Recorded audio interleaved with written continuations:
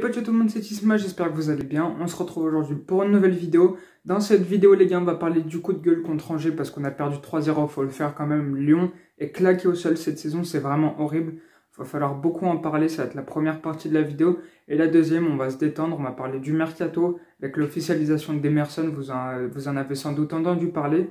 De Marcelo qui a des problèmes avec lui, et ça va être parti pour la vidéo les gars, c'est parti. On va commencer tout de suite avec la première partie de la vidéo, celle de Angers. On a perdu 3-0 contre Angers. Je ne vais même pas rentrer dans les détails, mais il y a un petit attaquant angevin, il s'appelle Chaud, je crois, son nom de famille c'est Chaud. Il a mis la misère à la défense lyonnaise. La défense, c'est même plus une défense, il n'y a plus de ligne défensive. J'ai jamais vu Lyon jouer comme ça, j'ai 13 ans. Hein. Et dans les 13 ans, je crois que c'est l'un des pires, ou même le pire match que j'ai vu de l'Olympique Lyonnais de toute ma vie. Et du coup, ça fait vraiment peur pour cette saison, même si Peter Bosz l'a dit en conférence de presse, il faut avoir le mental pour gagner, il faut être déterminé, il faut avoir envie de gagner. Sauf que les Lyonnais n'avaient pas envie de gagner.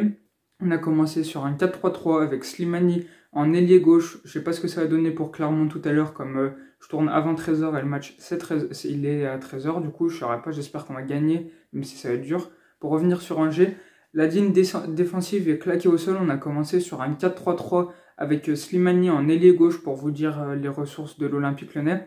Cacré n'était pas titulaire, la défense c'était Aouar, Paqueta et Guimarães. Cacré qui est le joueur, pour moi, le meilleur joueur du groupe lyonnais actuellement, qui aurait mérité plus le brassard que Léo Dubois, même si sur le leadership, il a été quand même capitaine dans toutes les formations, quasiment toutes les équipes de jeunes. Il est encore un peu jeune pour faire le capitaine dans l'équipe senior. Il n'a pas été titulaire, le meilleur joueur lyonnais n'a pas été titulaire. C'est vraiment la D pour ce sujet-là. Il faut vraiment que contre Clermont, il soit titulaire, j'espère. Et j'espère qu'on gagnera. La ligne défensive pourrait revenir. D'ailleurs, Damien Da Silva revient pour le match de tout à l'heure. J'espère que ce sera mieux, même si Damien Da Silva, joueur de seconde zone de Ligue 1 ou qui peut jouer la montée d'un club de Ligue 2, pourra jouer au Paris FC. Damien Da Silva, là, il serait titulaire. À mon avis, il sera titulaire avec l'OL contre Clermont. On va voir ce que ça va donner. Maxwell Cornet qui a pris un carton rouge ne sera pas là, ainsi que Slimani qui a pris plusieurs cartons jaunes en du match officiel. Ils seront absents pour le match contre Clermont, on va voir ce que ça donne. Cornet, ça fait du bien qu'il ne soit pas là, mais Emerson va peut-être prendre sa place en tant que titulaire. On y reviendra après dans les officialisations et dans les mercatos. Alors du coup Marcelo aussi qui a été écarté du groupe, on y reviendra aussi tout à l'heure. Il a pris la misère, il a fait prendre un carton rouge pour un très mauvais geste sur Chaud, l'attaquant qui a fait la misère, et Maxwell Cornet a fait la même chose que Marcelo, sauf que cette fois, l'arbitre à Séville, ouais je crois que ça se dit, bref, l'arbitre a mis un carton rouge à Cornet, et voilà sur la défense lyonnaise. Offensivement, le jeu de Peter Bosz c'est très offensif, mais il faut savoir le jouer, parce que si tu sais pas jouer, si tu travailles pas à l'entraînement, et si tu travailles pas bien à l'entraînement, ça risque pas de marcher sur ce point-là. Alors sur le jeu offensif, c'était pas ouf. Après Toko Ekambi, il est régulier. Un match sur 6, il est bon. Il est irrégulier. Kadewere, on va voir ce que ça donne s'il va être titularisé et s'il sera en pointe. Enfin, ça dépend de qui jouera en pointe. Dembélé qui pourrait rester. Et du coup, voilà pour le jeu contre Angers. C'est vraiment exécrable. Moi, l'Olympique Lyonnais, sur cette saison, j'ai peur qu'elle joue le maintien. T'imagines, c'est du rire, mais du rire nerveux. Si Lyon joue la relégation, joue le maintien en Ligue 1, ça va vraiment empaler, sachant qu'on joue la Ligue Europa. Si on ne se qualifie pas et qu'on tape un groupe avec les Rangers, avec une équipe bas de tableau roumaine et une équipe bas de tableau belge, et qu'on ne sort pas de la poule de Ligue Europa qui sera tirée fin août, ça va vraiment être difficile, on va voir ce que ça va donner. Et voilà pour le jeu, on va partir tout de suite sur le mercato, sur les infos, type Marcelo, Emerson. C'est parti les gars. C'est parti tout de suite pour la dernière partie de la vidéo, donc le mercato, les infos autres que le jeu. On va commencer sur la plus grosse. Marcelo va s'entraîner, va maintenant jouer avec l'équipe réserve, celle qui joue en National 2.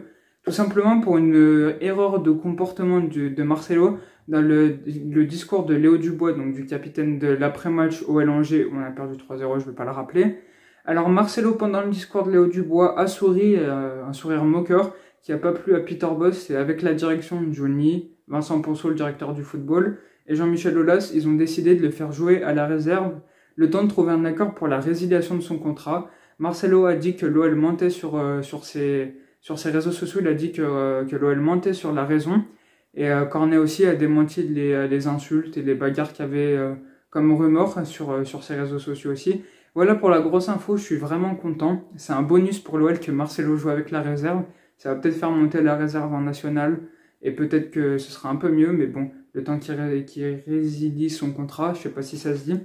Du coup, Marcelo Chobai, l'arrivée de Emerson aussi, mais pas au même poste, au poste de défenseur gauche, le double champion d'Europe, le champion d'Europe de la Ligue des Champions avec Chelsea et l'Italie l'Euro. S'engage avec l'Olympique Lyonnais pour un prêt de 1 an sans option d'achat, si je suis bien sûr. Naples était aussi sur le dossier. Naples était un peu plus avancé que Lyon, mais Emerson a préféré rejoindre l'Olympique Lyonnais.